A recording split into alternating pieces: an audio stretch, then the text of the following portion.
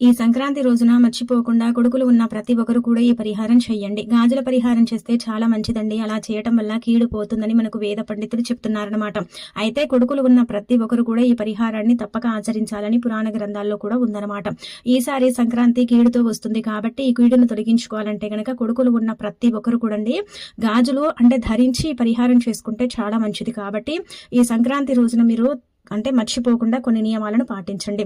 ఉదయాన్నే లేవటం, శుచిగా స్నాన కార్యక్రమాలు చేసుకోవటం, ఇంటిని వాకిని శుభ్రం చేసి ఇంట్లో పసుపు నీళ్లు చల్లుకోవటం, అనంతరం వచ్చేసి స్నానం చేసే నీటిలో చిటికెడంత పసుపుని కలుపుకొని స్నానం చేయటం.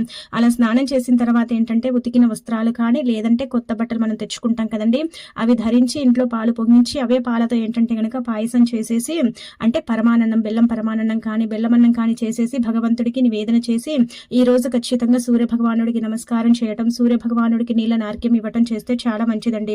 ఇలా చేసుకున్న తర్వాత